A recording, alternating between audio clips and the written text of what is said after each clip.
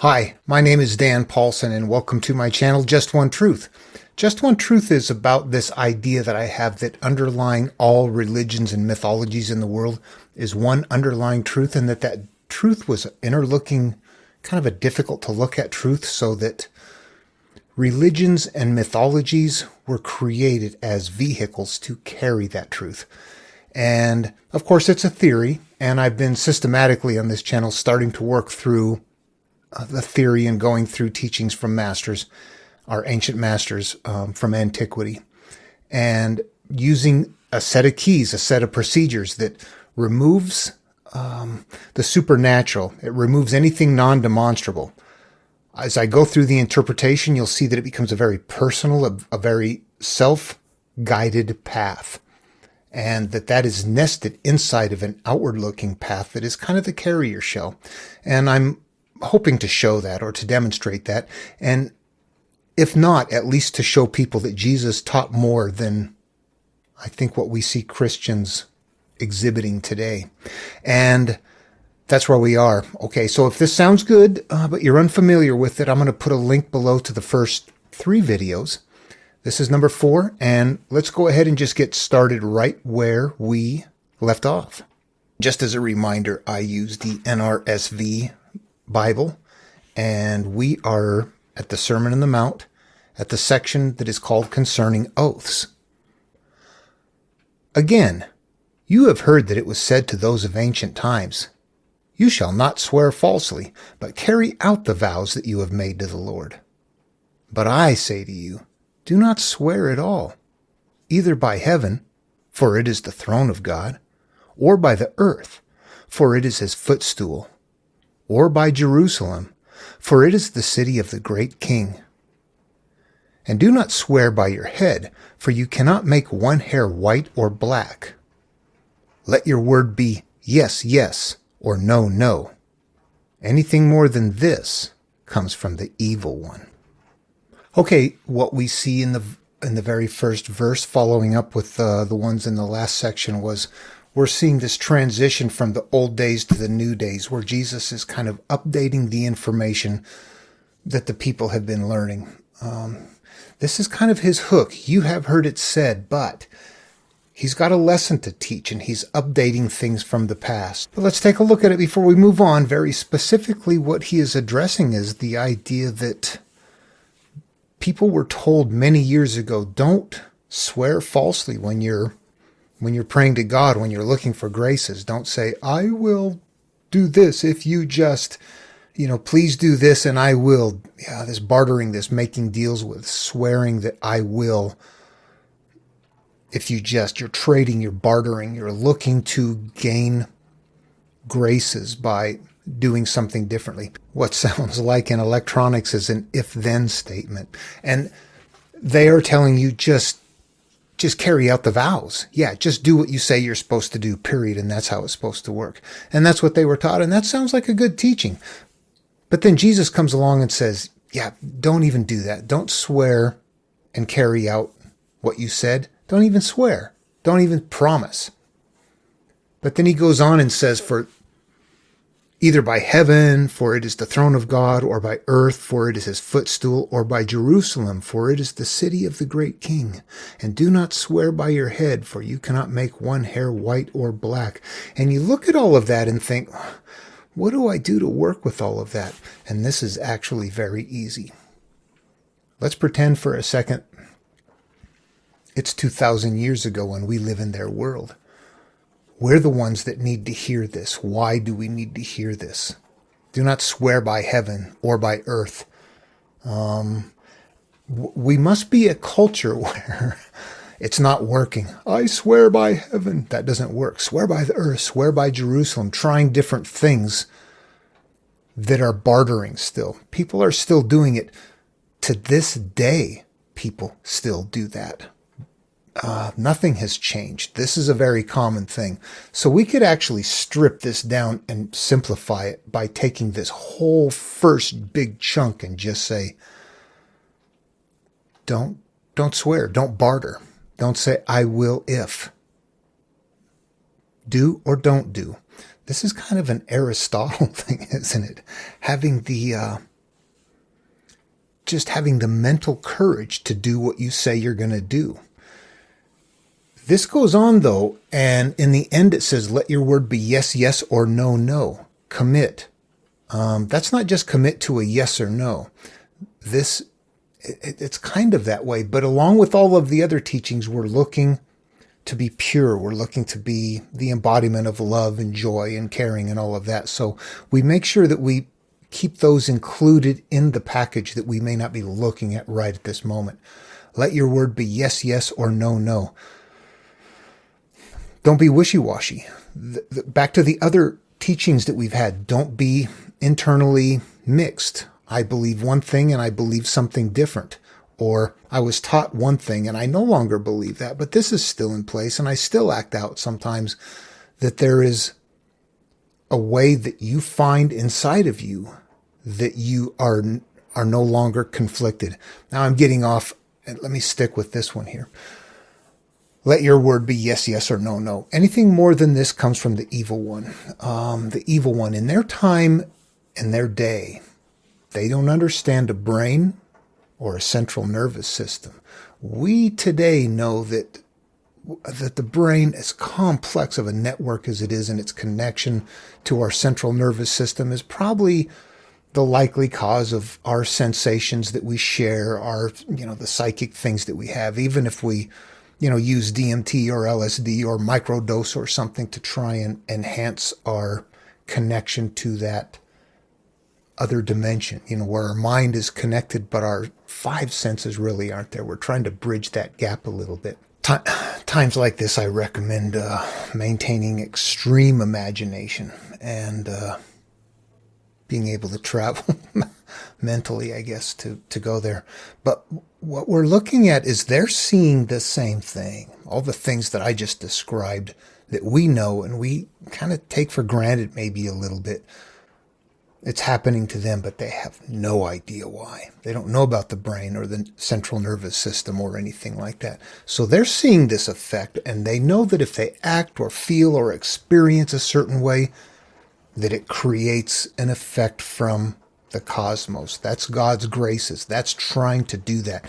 They are observing that action, and Jesus is trying to tell them. We have to step back from that position for a little bit and get into our overview now. We have to get into their position and mentally and see what they were trying to do. And then from our overview position, try to make sense of it today. And I believe, honestly, that they were exactly seeing what we see. And they were describing it as mystical things beyond them because it was a sense that was beyond the five senses. It didn't have a direct brain connection. It has this mental connection from somewhere else. And we don't recognize that very well. We do better today, a little bit. Science is working on that. There's a lot of crazy people out there saying they have access to it. You can spot them. They make money off of preying on people. Anyway, a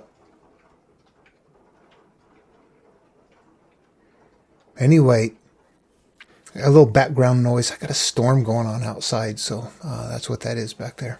Anyway, so as we look at it, what we realize is that if we ourselves are wired and function a certain way, that as you live life, that wiring and that functionality is really what is going to create the life unfolding. You consciously ignoring that, trying to pretend like it's not there and trying to trade and barter a change in the future to that deity that is out there someplace, wondering how come this doesn't work? How come I can't trade with God? I can't get good graces. And Jesus is saying, yeah, knock all that stuff off. Go make yourself one. Become one. Become committed. Become solid in who and what you are. And we know what that means is to become this person we're seeking to be, where we're not divided so much, where we're growing and developing and realizing, wow, the things that I brought that I am bringing with me in life I want to leave behind. That's where we are. And we understand that, and they didn't understand that. They were desperately looking for the graces of this, whatever it is out there, not understanding what they had to do within themselves to the degree that we can understand it. Okay, and think about this for a second too. We know that if we make certain changes within ourselves, we do the forgiveness, we let things go, we learn that there's a mental process and that it changes our life. If somebody believes religiously that in order to get graces from God, I have to literally forgive those people. And that means you have to be okay with it. That doesn't mean you just say, I forgive them, I turn it over to God. That means you forgive them. If you follow the religious teaching in the literal sense, it can still get you to that place of happiness, even if you believe it's coming from outside of you, because you've wired your brain to express your own self, your energy, your however you fit, however you perceive, however your life unfolds based on the perceptions and the choices that you make in life are all there, whether you believe it's God or not, as long as you make the right mental commitment. And it appears to me as though this teaching knew that somehow, that this person that laid out this teaching knew that it took something internal to you to make the difference, that looking outward and doing trading didn't matter, that you had to become something different. And yeah, that's amazing. We can look today and say, yes, they're exactly right. They didn't know the reason why, but they were exactly right. Anyway, that's how that breaks down. And the evil one, what is the evil one then? The evil one is, it's not working. Oh yeah, bad stuff happens all the time. Is it the evil one out there, or do I have to remove the things that steer me the directions that I don't want to go while I'm ignoring them and not paying attention to them? Anyway, that's what I get out of this verse. I think that I get what Jesus teaches out of it, I believe. If I use the same process, that's what emerges. Nothing supernatural. It's a personal self-healing process once again. And it's always that way. Okay, I'm going to move on now to the section called Concerning Retaliation. You have heard that it was said, an eye for an eye and a tooth for a tooth. But I say to you, do not resist an evildoer. But if anyone strikes you on the right cheek, turn the other also. And if anyone wants to sue you and take your coat, give your cloak as well. And if anyone forces you to go 1 mile, go also the 2nd mile. Give to everyone who begs from you, and do not refuse anyone who wants to borrow from you. Okay, it starts again with that first line. You have heard that it was said, an eye for an eye and a tooth for a tooth. And this kind of harkens back to an earlier verse in here, and it is really a physical thing. It is of the physical world. In their day and age, it was generally considered, as long as you're all within the same village, the same people and whatnot, if somebody did something to you, you were allowed to do something equal back as far as retaliation. You steal one of my goats, I can steal one of yours. I'm sure it must have been much worse than that. At any rate, that's the way they did the law. An eye for an eye, a tooth for a tooth. What you do to me, I do back. Call it quits. And he's saying, don't do that. But he's turned it inward again. And let's take a look at this. Do not resist an evildoer. Does that make sense? What if somebody is killing you? Or your children or your wife? Stop right there. We're not going down that road. This doesn't make literal sense. Do not resist an evildoer. If you turn it inside, what do? We hold things inside of us that we want to hide. We keep them in the dark. They become our shadow side, our pain body, our all of the things that we don't want to deal with. And we resist them. We hide them. We deny them. Do not resist an evildoer. You have to bring that stuff up. You have to surface it. But if anyone strikes you on the right cheek, turn the other also. we're back into the realm of taking care of yourself and making sure the way you perceive life mentally is on the right way. What does that mean? If anyone strikes you on the right cheek, turn the other also. Don't resist the things that are going on around you in life. To put this in just simple terms without it being something magical and mystical, somebody yells at you because you accidentally did something and call you an asshole or flip you off or something like that. And what do? Do you retaliate, or you just shrug and walk off and figure it's their problem?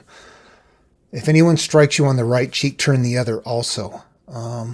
He's not saying don't defend yourself from something severe, but he's saying, just don't get wrapped up in petty stuff. Walk away. Don't escalate things. Moving on to the next verse. And if anyone wants to sue you and take your coat, give your cloak as well. Spiritual world. When we consume, we're learning. When we are putting on garments, we're covering up our shame.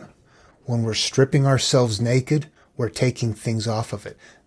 These are all just analogous metaphoric representations of using something in the physical world to describe something in the spiritual world. Giving up your coat. Somebody wants to sue you. I don't know what that part is. Somebody's like, I've had it with you. I'm leaving. You've done this for the last time and you never quit. I don't know if you sue yourself. You get to the point where you say, I have to make some changes. I have to go inside and fix things. That means pulling off the garments, pulling off the things. That means taking the pain and the shame, the hurt, the things that you don't want to have out in the open, the things that you bury inside of you are your creatures that you have to get out. It doesn't feel good. But the fear in dealing with it is just pay attention to something, that fear is something that came from the beginnings of humans, that's still there in the animal world. If you are not afraid of the creature that's going to eat you, you will be dinner. So fear is a natural thing. And when we feel fear, when we're doing something like this, it's just the body's mechanism of letting you know that you don't feel good about it. And that's okay. It's a chemical response. Set the feeling off to the side and deal with the stuff anyway. Do the forgiveness. Do all the things that Jesus says. I think we have to make sure that we remind ourselves along the way that the destination here is the kingdom of heaven within a state of being. Yeah, we're on course. We're doing that. The next one says, and if anyone forces you to go 1 mile, go also the 2nd mile. You're forcing yourself to do it. How much are you going to go after? I want to look at this sometimes and say, what that means is putting yourself in somebody else's place, understanding that and feeling that and having compassion. And that is, I love that. It's very true. But ultimately, when you follow the rules and you turn it in upon yourself, you have to pull away from that idea and say that what this is telling you is that if you go in and you have something you need to deal with, maybe you've got a bunch of things in there. You've got a life that's a mess. And you decide to do one thing and you do, and it makes a difference, but you don't want to do anything else. You're not going to get there. I believe this is telling us, keep at it. Don't stop. It almost reads to me like a modified version of a Jacob's Ladder story or something that kind of illustrates that this spiritual process takes steps, that it's going to be a while, although this is just a single step. You make one step, make sure to make a second step. But probably I think the idea is to go in and clean out the whole place. The Gospel of Philip. I won't reference that here, but if you're familiar with that, it's the same sort of story where Jesus went in and cleaned out the whole place while others only did it partially. It seems to be alluding to the same idea over and over again. So, all right, and the last verse is, give to everyone who begs from you, and do not refuse anyone who wants to borrow from you. Okay, this one it falls into the same vein of the last one as well. It has this sound about it that you listen to and go, boy, that's a very pious act. I can never get that good. And then you realize If you follow this literally without any caveats or anything like that, this could literally be taken to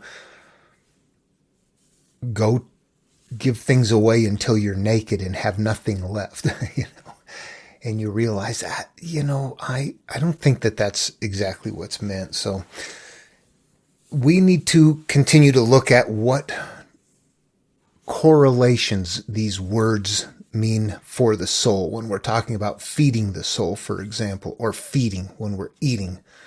And we reference that to the soul. We know that that means consuming or learning. And I would venture to say we could take that further today, and it means anytime you are processing external data, categorizing it in some manner and storing it away, that you are actually in that learning mode. You're wiring, you are becoming that. Okay, and so we know that using a process like that, we can talk about doing things with the soul and nesting it in a way that's not very far away from us. So feeding the soul means taking in information. Fasting means stopping, meditating, being in the now, just letting things go, being happy, not being all frazzled about things. Putting on garments would be covering yourself and hiding away things that you don't want people to see. Stripping naked is pulling that stuff off, being able to open up and not have fears, being able to just live your life without a lot of things hidden away inside of you. We can get a pretty good correlation to what is meant to do with the soul as we're decoding in that process. But when we get to these words right here, begs and borrow, what do those two mean? Now, I can tell you from my own experience that there was a time as I went along, I was not very good at it for a long time. I don't mean that I am now. What I mean is I was very bad at it to start. And as I improved, one of the things that I realized at some point was that every time I burst out angrily or had some reaction to something, that I was, that something external was triggering me inside. And I could almost look at that as give to everyone who begs from you. Every time something happens that says, I need your attention, here's another one I'm cycling through, that it could mean that. But I got to be careful. And you could see right there what I just did is I lost objectivity. I tried to make that verse fit. I don't normally do that. And I don't want to. That's just the only one that I could come up with. And I don't know that that is what it means. But it goes along with going 1 mile, continuing a second mile, moving along. If you resolve something and you feel good, and what happens, you have something else that needs to be taken care of, that it's going to surface, then it's begging from you. Take care of me too. Take care of me. They surface. They let you know that. And do not refuse anyone who wants to borrow from you. Same thing. I don't know what beg and borrow mean. But ultimately, it's going to be something like putting on garments or consuming, eating, things like that. So maybe the final answer is still out there. I can also say that if you study other traditions, you do find a point along the way where you're having to take steps along the way. You're having to continue to go through layers almost. And if Jesus is teaching that same thing, then he's going to have to include that in his teaching. And this may be where that surfaces, but it's just worded in a way that's so obscure that it kind of blows our mind, maybe. But it makes sense. Anyway, I'm going to set it off to the side and say I'm not particularly sure, but that could be it. And I invite your thoughts. The next one, love for enemies. You have heard that it was said, you shall love your neighbor and hate your enemy. But I say to you, love your enemies and pray for those who persecute you, so that you may be children of your Father in heaven. For he makes his sun rise on the evil and on the good, and sends rain on the righteous and on the unrighteous. For if you love those who love you, what reward do you have? Do not even the tax collectors do the same? And if you greet only your brothers and sisters, what more are you doing than others? Do not even the Gentiles do the same? Be perfect, therefore, as your heavenly Father is perfect. Okay, the first thing we see is, again, you have heard that it was said. There's 2 points I want to bring in here that are side points, that are something to store away for later. Number one, it's not just that we're moving something from the old to the new, but you also see one of the things that was old was love your neighbor and hate your enemy. What we see is a duality of love and hate coexisting within a person, and that's going to become a no-no. But what you also see is that, and this is a little more obscure and it's not important for right now, but if you go through and read these, you will find that not only is this describing what Jesus is saying to improve from the old teachings, but it is also specifically what you yourself are supposed to do. You, as you grow and you become to and you harbor love and hate, and you start growing on the path, you're going to want to get rid of that. So this is not just telling us about old times, it's telling us about now. It's like a nest within a nest within a nest. I don't know why, but the fractal idea comes to mind, and I don't want to go there. The only thing that's really important right here that we focus on is what we do for ourselves, for our healing, for getting to the kingdom of heaven within. And that's what we're going for here. So, okay. Then he continues on and says, but I say to you, love your enemies and pray for those who persecute you, so that you may be children of your Father in heaven. For he makes his sun rise on the evil and on the good, and sends rain on the righteous and on the unrighteous. And it goes on, and we get this idea that you do something, but they do the same thing. You think you're good, but they do the same thing that you do. You got this idea back and forth that he's letting you know that even though you think you're big, you're just like everybody else. So, how do we make peace with our enemies? That happens in the external world only when it happens in the internal world. What are your inner enemies? You have to make friends with those. When those cease to be your enemies, everything else ceases to be your enemies. Pray for those who persecute you. Deal with the things that screw you up. When you're having to apologize over and over again, you are being persecuted, and you need to resolve that. Prayer is many things. We think of it as a plea to God, but that's not how it's being used. Prayer is really a way of looking at it, dealing with it, bringing it into the light, all of those things. And then it goes on for he makes the sun rise on the evil and on the good, and the righteous and the unrighteous. It goes on and kind of lets you know that if you think you're big stuff and you're better than your enemy, and they think they're big stuff and they're better than you, you're the same. You're not different from each other. Neither one of you is better. You're two sides of the same teeter-totter, back and forth.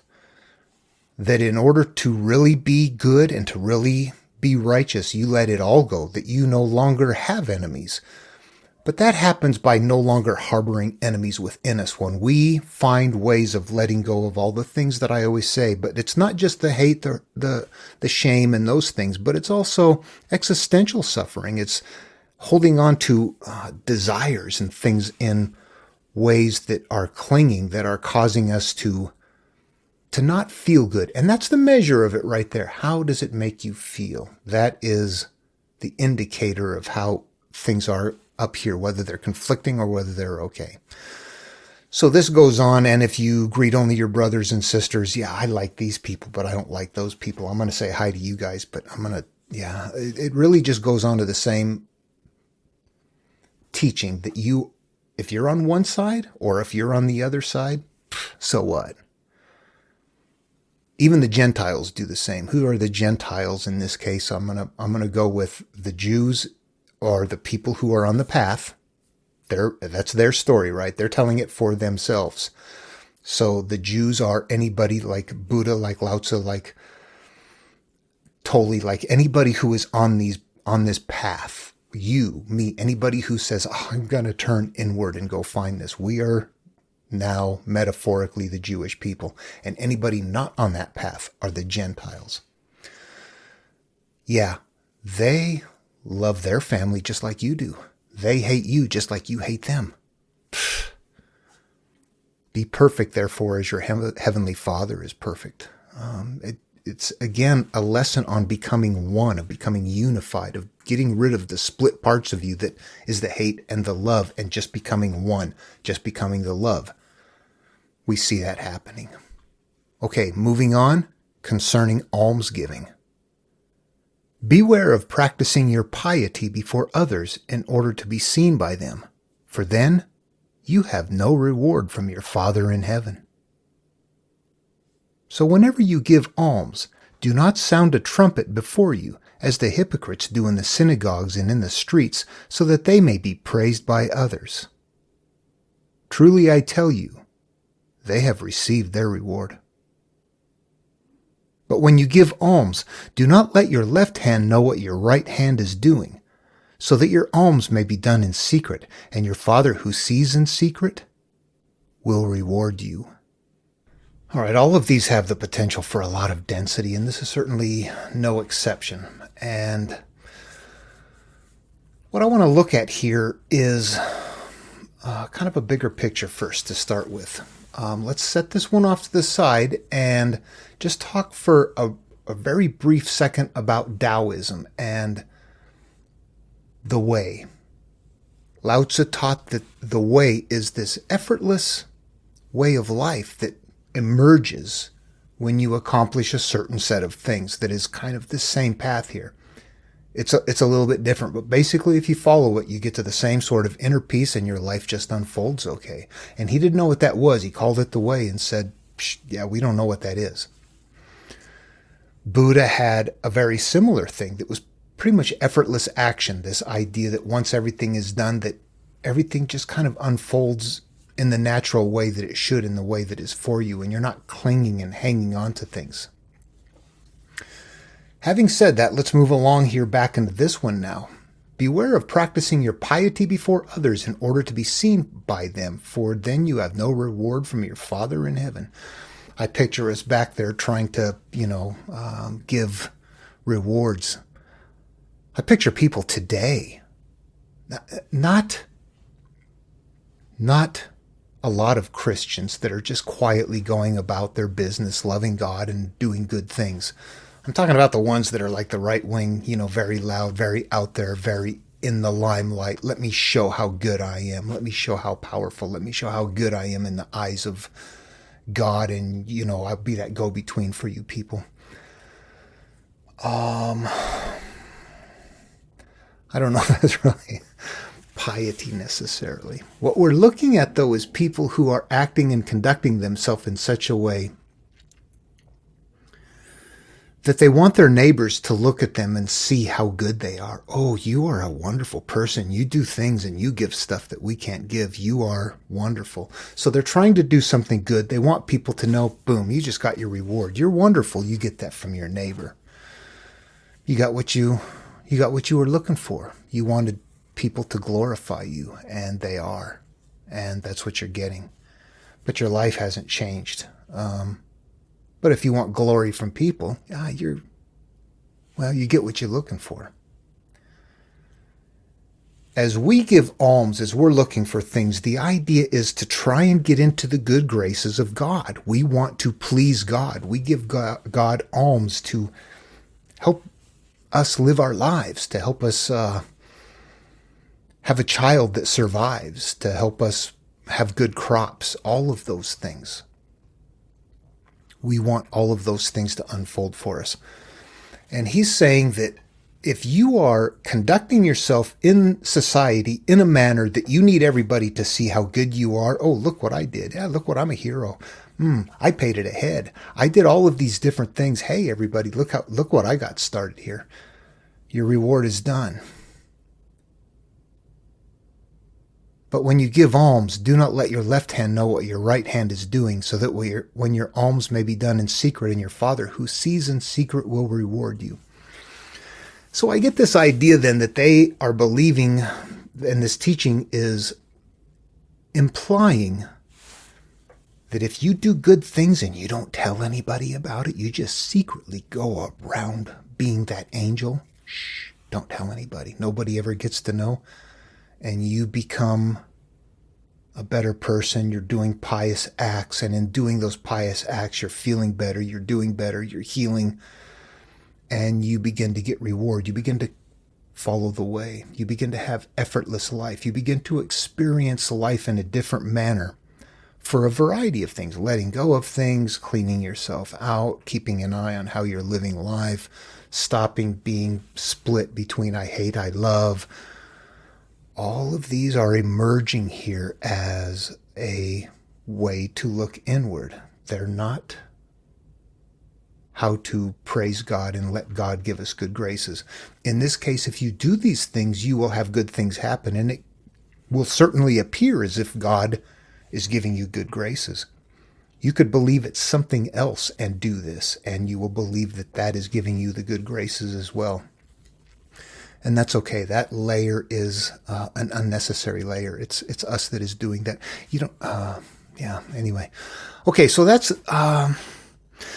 it. That's how I see these, and that's how I see that one. That one was not necessarily a turn inward and do this specifically, but it's kind of letting you know that. And how would I explain it? I don't know. It's like you're creating a void in the energy of something that can only be fit with something that matches with it. It's almost like magnetic attraction, only instead of north and south poles, it's emotional poles. If you look at it that way, ultimately it's more simple. Left, right, up, down, in, out. Everything works both ways, and hanging on to something and cycling around it can mean you need to let go of it, or it might mean you need to hang on to it. What is it that are the results? Same thing here. When things constantly happen that are cyclically not okay, it's because things you have up here, when those are gone and you've replaced it with something else, what happens? Things happen that are cyclically okay. There's the balance. It's nature. I don't know how. Anyway, I'm going to end this one. Everyone, I hope you enjoyed it. I hope you got something out of it. I do every time. I always learn. I get farther along, and I always appreciate that. So everybody love one another, and I will see you on the next video.